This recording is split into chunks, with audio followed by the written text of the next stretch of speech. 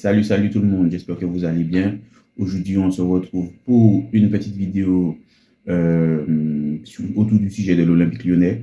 Je voulais faire une petite vidéo récapitulative pour pouvoir parler de la situation de l'Olympique lyonnais depuis ma dernière vidéo. Et il y a de bonnes choses et il y a des choses un peu plus tristes à aborder. Et bon, sans transition, on va rentrer directement dans le sujet. Lors de ma dernière vidéo, il me semble que je parlais du sauvetage de l'Olympique lyonnais après l'éviction de John Textor, l'ancien président justement de l'Olympique lyonnais, la reprise des rênes par Michel Kang et Michael Gerlinger. Donc le club a été sauvé, le club a été maintenu en Ligue 1, mais encadré financièrement. Quand on parle d'encadrement financièrement, c'est que chaque dépense de l'Olympique lyonnais sera scrutée et l'Olympique lyonnais n'aura pas les pleins pouvoirs sur son mercato et va devoir vendre, c'est-à-dire baisser sa masse salariale avant de pouvoir recruter de nouveaux joueurs. Et on va dire qu'à ce petit jeu-là, je trouve qu'il y a eu quelques fois qu'on va y arriver.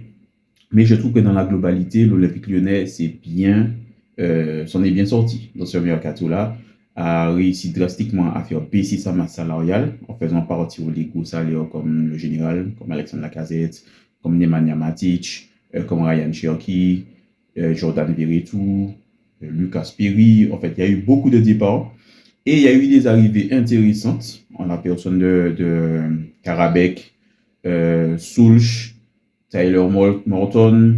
Il y a eu des départs puis des retours puisque Tagliafico, finalement, son contrat arrivé à terme a rempli pour nous, enfin rempli avec nous pendant 2 ans, il me semble.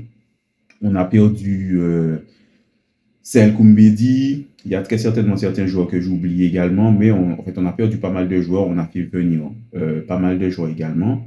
Et quand on regarde le début du championnat, puisque nous sommes déjà à la 3e journée, à l'heure où je tourne la vidéo, Lyon n'a pas encore joué son Olympico contre l'Olympique de Marseille. Donc Lyon, il y a 2 journées, mais d'autres clubs sont déjà à trois matchs joués. Donc nous sommes à 3 journées du championnat.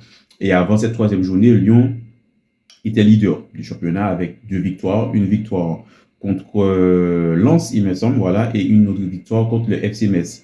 Donc, on va dire, quand on regarde le jeu, que ça tourne bien, qu'il y a certains joueurs qui ont besoin encore de temps d'acclimatation. Mais dans la globalité, le travail de Fonseca se fait ressentir et on voit que les joueurs qui sont arrivés, qui sont de jeunes joueurs prometteurs, donne, on va dire, satisfaction à peu près rapidement. Donc, c'est de bon augure. Cependant, on sait tous qu'on a des situations comme ça. Le mercato, il n'est jamais joué jusqu'à la dernière minute. Et on sait tous que Lyon a l'obligation, du moins avait, je vais vous dire pourquoi je dis avait l'obligation de vendre pour jusqu'à 40 millions. Il manquait 40 millions à faire entrer dans les caisses pour pouvoir répondre aux exigences du gendarme financier français qui est la DNCG.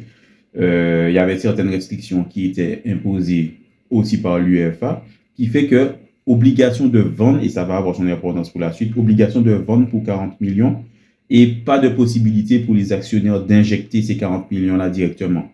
Les 40 millions doivent être disponibles par le biais de cession justement de joueurs. Donc à ce moment-là, quand on a dit ça, on sait forcément que l'Olympique lyonnais ne pourra pas garder son effectif en l'état avant la fin du championnat. Et c'est ce qui s'est passé parce que les deux forces vives, les deux forces financières, c'est-à-dire les deux joueurs les plus bankable qui pouvaient rapporter de l'argent à l'Olympique lyonnais sont Malik Fofana et Georges Mikotadze. Et il fallait faire un choix entre les deux joueurs. La situation du premier, c'est-à-dire Malik Fofana, il me semble qu'elle s'est décantée un petit peu tardivement parce qu'il y a un seul club visiblement qui s'est prononcé, qui est venu vraiment faire une offre, je ne sais pas de combien d'ailleurs, c'est Everton, mais le joueur ne voulait pas Everton. Le joueur voulait que si jamais il part de l'Olympique lyonnais, c'est pour aller dans un club qui joue la Ligue des Champions, c'est-à-dire qui joue le step au-dessus. Donc, il a refusé Everton, puisque ce qu'il faut dire, c'est que la situation était faite de façon à ce que le joueur allait avoir son mot à dire à la fin. Donc, Malik Fofana, ne voulant pas partir et n'ayant pas de clubs qui sont venus justement avec déjà les attentes de l'Olympique lyonnais, mais aussi les attentes du joueur, parce qu'il y a eu beaucoup de clubs qui sont venus se renseigner, mais personne n'a fait d'offres concrètes. On sait tous que le marché des joueurs offensifs à chaque mercato, c'est assez compliqué.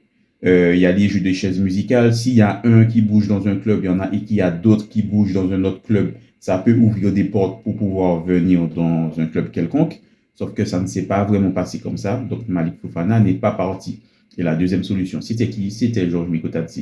Et autant vous dire que ça me fait mal de le dire, mais à l'heure actuelle, Georges Mikotadze n'est bientôt plus un joueur de l'Olympique Lyonnais, puisque l'Olympique Lyonnais et le joueur ont accepté justement une proposition aux alentours de 30 ou 35 millions du club de Villarreal en Espagne. Donc Georges a déjà fait ses adieux à ses coéquipiers. Il a fait ses adieux aussi aux supporters qui étaient au centre d'entraînement. Il y a une vidéo qui tourne où on le voit qui était justement en larmes, parce que si on connaît l'histoire de Georges Mikotadze, on sait que formé à l'Olympique Lyonnais, qui n'a pas eu sa chance, il me semble qu'autour des 12 ans ou 14 ans, le club l'a remercié en lui disant qu'ils n'allaient pas le faire justement signer.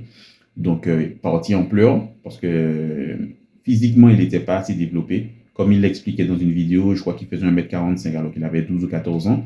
Donc, il a une croissance très tardive. Donc, physiquement, il était très léger. Donc, on ne lui a pas donné sa chance. Il est parti. Il a fait justement ses classes, il me semble, à Saint-Priest, puis ensuite au FC Metz. Il a explosé au FC Metz et là où vraiment le grand public l'a découvert. Il a fait une purge de 6 mois à l'Ajax Amsterdam, mais ça n'a pas fonctionné puisque quand il est arrivé, en fait, l'entraîneur ne voulait pas de lui, mais c'est le directeur sportif qui l'a fait venir visiblement et ça ne se passait pas bien. Donc, il est revenu pour se relancer au FC Metz. Quasiment à lui tout seul, il a failli sauver le FC Metz de la relégation, mais malheureusement, ça n'a pas été le cas. Et pour notre plus grand bonheur, il y avait d'autres clubs qui étaient sur lui, dont l'AS Monaco et d'autres clubs qui étaient vraiment sur lui, et il a refusé ces clubs-là quand l'Olympique Lyonnais s'est manifesté pour venir le récupérer. Et franchement, c'était le beau feuilleton de l'année dernière. On l'a tout suivi.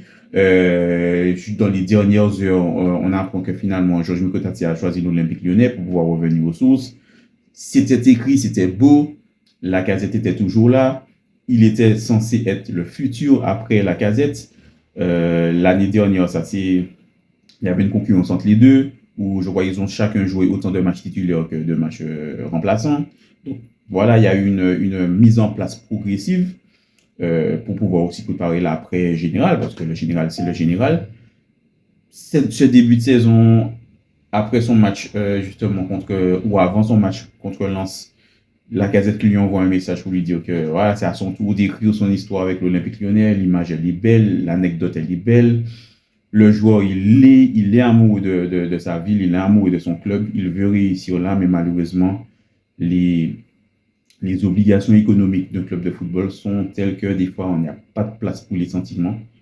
Et franchement, c'est je suis le premier attristé, après Georges bien sûr et sa famille, mais je suis le premier attristé dans ça. Je ne voulais pas que Georges parte, mais dans la situation actuelle et économique du club, on était obligé de faire une vente. Obligé malheureusement de perdre une de nos forces vives. Et c'est ce que beaucoup de supporters, parce que sur Twitter, je vois dans la communauté qu'il y a beaucoup de supporters qui sont beaucoup dans l'émotion. C'est normal, nous sommes des supporters, donc nous sommes avant tout dans l'émotion. Mais malgré le fait que beaucoup d'articles, beaucoup de suiveurs, beaucoup de journalistes ont expliqué la situation économique du club, malgré le fait que les dirigeants, à part John Textor, je ne veux pas dire de gros mots sur la chaîne, mais j'espère vraiment que cet énergumène ne mettra plus jamais les pieds dans notre stade. Les dirigeants, ils ont été clairs.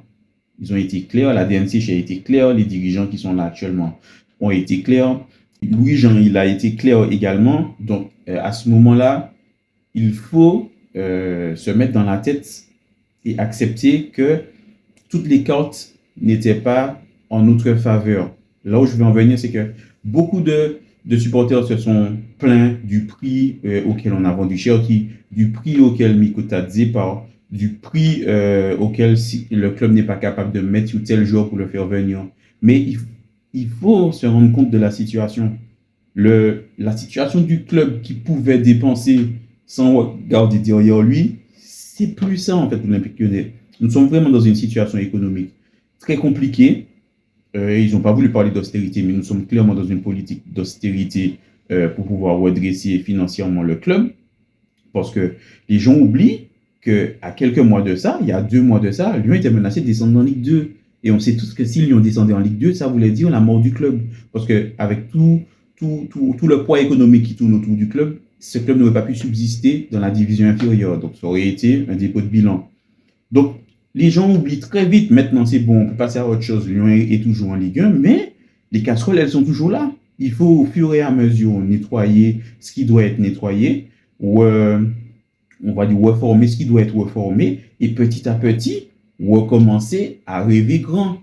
Mais voilà, on ne pouvait pas espérer vendre Ryan Cherki 70 millions. Je vois des gens qui s'offusquent pour dire ouais, on est des putains de mauvais vendeurs, on a vendu Miko Tadze que 35 millions. Mais quand tu as une voiture à vendre, tu es dans le besoin, tu as besoin de vendre la voiture pour cause de départ, parce que je ne sais pas, tu es obligé, tu as trouvé une opportunité pour aller travailler ailleurs, tu as un véhicule à vendre, tu es obligé de le vendre tout de suite là. En plus, tu as besoin de cet argent-là, peut-être pour pouvoir te payer ton billet ou te payer ton installation dans le nouveau pays. Tu es dans l'obligation de vendre la chose.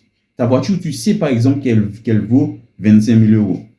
Tu mets une annonce pour dire, pour cause de départ, obligation de vendre mon véhicule, voilà, je veux pour 25 000 euros.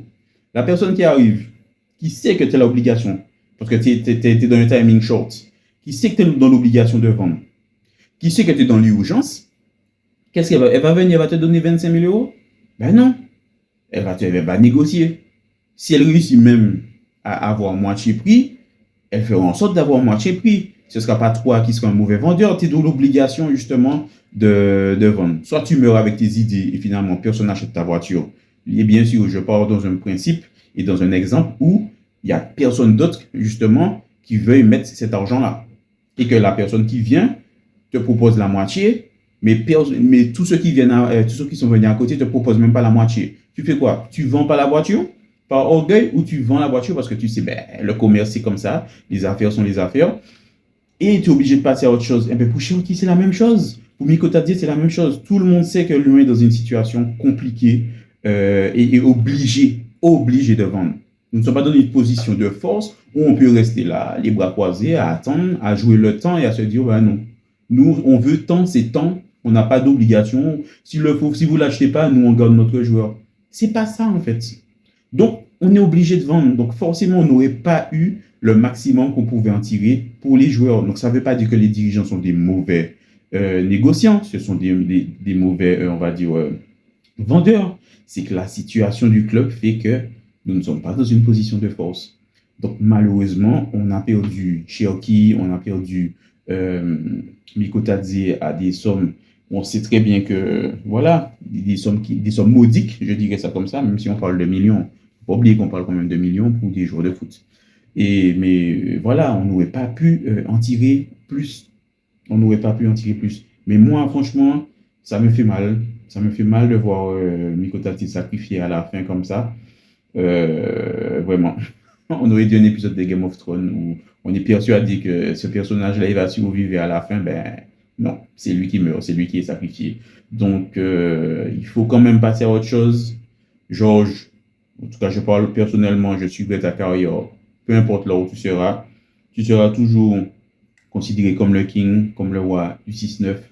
Je pense que nous tous, on va suivre ta carrière. Si on ne sait pas de quoi ça va faire demain. Si la possibilité fait que tu as la possibilité de revenir une deuxième fois au club parce que la situation économique et sportive le permet, tu sais très bien qu'on t'accueillera les bras ouverts, justement les deux bras ouverts. On va continuer à te suivre, du moins moi je vais continuer à suivre justement tes exploits. J'espère que ça va bien se passer à Villarreal. J'espère que ta carrière, elle va se lancer. Que ce soit loin de nous ou proche de nous, tu resteras toujours dans nos cœurs. Donc, t'inquiète même pas pour ça. Mais ceci étant dit, il y a un Olympico demain. Avec quelle attaque on va se présenter? Visiblement, j'ai regardé l'affiche. Ben, en attaque, on aura du Fofana, on aura du Karabek, du Soulch. Rodriguez sera là également. Donc, on dira que c'est un peu léger en termes d'attaquants de pointe.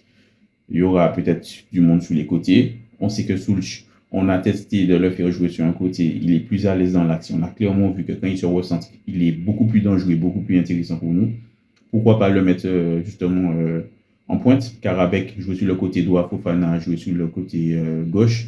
On verra bien ce que ça va donner. En tout cas, peu importe ce qui se passe, on sera toujours à fond derrière l'Olympique Lyonnais. On suivra, et on est en train de suivre toujours le mercato qui n'est pas fini, puisqu'à l'heure actuelle, visiblement, alors je vous parle, il est samedi, hein, le joueur de Lens, Satriano, serait sur le point de s'engager sous forme de prêt dimanche, c'est-à-dire demain, avec l'Olympique Lyonnais. Et ils sont toujours en train de chercher un neuf titulaire pour pouvoir remplacer Nico Tadzi. Il se murmurait, puisqu'il y a Ligue 1 Plus qui a parlé de ça à la mi-temps d'un match, que Lyon serait en train de négocier avec Dalinga, l'ancien attaquant de Toulouse. Joueur que franchement j'aimais bien quand il jouait en Ligue 1. Donc si ça se fait, pourquoi pas. Ça ne me fait pas oublier Georges, parce que si on avait la possibilité, on aurait gardé Georges, mais on sait tous que ça n'a pas été possible et que ce n'était pas possible. Il fallait sacrifier l'un des deux. Et niveau somme proposée, on proposait plus d'argent pour Georges. Donc si Georges qui a dû être sacrifié, qui est parti, voyons voir comment ça va se décanter dans les 48 ou 24 prochaines heures pour voir si, avec quelle attaque justement Lyon pourra évoluer cette saison, parce qu'il y a la Coupe de France, il y a la Ligue Europa également. D'ailleurs, peut-être on fera une autre vidéo pour pouvoir parler du groupe dans lequel est tombé l'Olympique Lyonnais en Ligue Europa. Groupe assez abordable, mais on en parlera après. De mon côté, c'est tout ce que j'avais à dire pour cette actualité, pour les côtés positifs et les côtés négatifs, comme vous avez pu le voir. Vous n'hésitez pas à me dire ce que vous pensez de ce mercato. Que vous soyez d'accord ou pas d'accord avec moi, n'hésitez pas à me dire comment vous voyez le futur pour l'Olympique Lyonnais, à quelle place vous voyez Lyon finir cette saison, ou même à la moitié de la saison, hein, à la trêve. Voilà. C'est tout ce que j'avais à dire. J'espère que vous allez vous régaler en regardant la vidéo et on se donne rendez-vous pour un prochain sujet.